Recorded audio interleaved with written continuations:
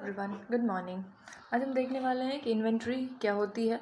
आप class 12th में हो तो ये आपके लिए बहुत इंपॉर्टेंट है, या फिर अगर आप इकोनॉमिक्स पढ़ रहे हो, या फिर ये भी हटाओ आप कॉमर्स साइड से हो, आप बीकॉम कर रहे हो, तो भी ये आपके लिए बहुत इंपॉर्टेंट होने वाली है वीडियो। ठीक है, इन्वेंट्री क्या होती है हम देखने वाले हैं। जो फॉर्म्स होती हैं, प्रोडक्शन फॉर्म्स, उनके पास कुछ अनसोल्ड स्टॉक्स होते हैं। ठीक है, अनसोल्ड स्टॉक्स होते हैं, मतलब उनके पास फिनिश्ड गुड जो आउटपुट होता है वो एक्स्ट्रा में रखे होते हैं, या फिर सेमी फिनिश्ड गुड्स हो सकते हैं वो, या फिर रॉ मटेरियल हो सकते हैं जो कि वो एक्सेस में कैरी करके रखते हैं, और वही हम कहते हैं, उसको ही हम इन्वेंट्री कहते हैं। मान लो कि ये इनपुट है, ठीक है, और आउटपुट हुआ इतना सारा सा, ठीक है, हमने सिर्फ 2 की सेल करनी है और 2 हमने स्टॉक में रख दिया है फॉर फ्यूचर यूज़। ठीक है, तो ये जो रखा हुआ है स्टॉक में, इसको हम कहेंगे इन्वेंट्री। समझ आई मैं बात क्या कहना चाह रही हूँ।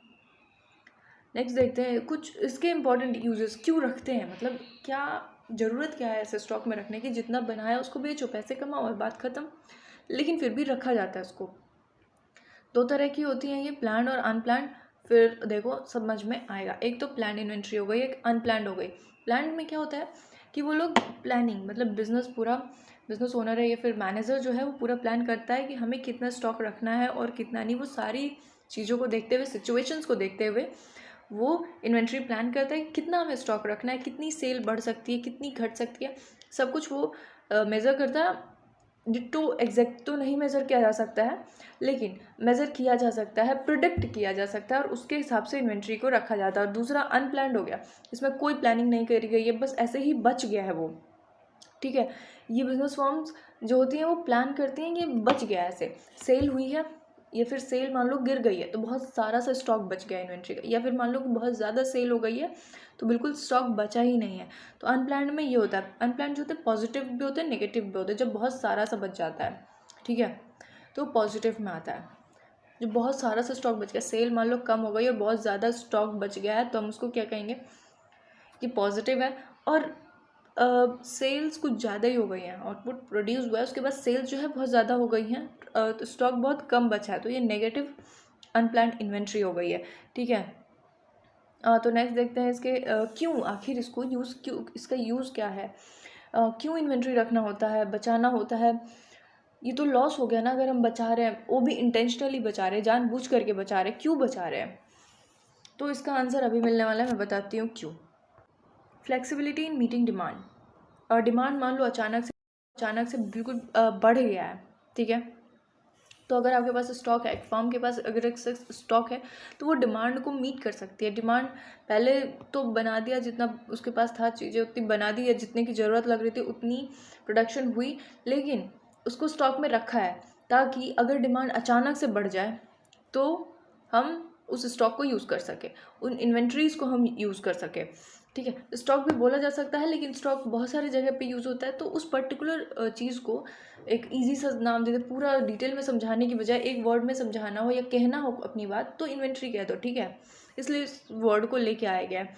ये buffer in case of production issue, अगर मान लो कोई प्रोडक्शन इशू आ रहा है, प्रोडक्शन नहीं हो पा रहा है, लेकिन हमें सेल तो करनी है, तो उस केस में हमें इन्वेंट्री की ज़रूरत पड़ती है, या फिर उस टाइम पे ये काम आता है। काफ़ी बारी लोग रॉ मटेरियल को रख लेते हैं। बहुत सारे ऐसे प्रोडक्ट्स होते हैं जिससे लगता है कि नहीं अभी ये सेल नहीं होगा, या फिर ये बन जाएगा तो वेस्ट हो जाएगा, ख़राब हो जाएगा, या फिर इसकी वो क्वालिटी नहीं रह जाएगी लॉन्ग टर्म के लिए, तो लोग रॉ मटेरियल रख लेते हैं। ठीक है, ये सेविंग्स, ये प्रोवाइड करता है savings through economic order purchase.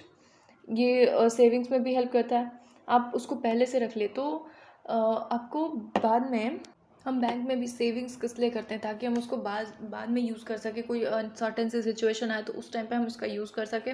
तो यहाँ पे भी सेविंग का ऐसा ही है कि जब इकोनॉमिक परचेज बढ़ेगा तो उस टाइम पे हम इसका यूज़ कर लेंगे। ठीक है,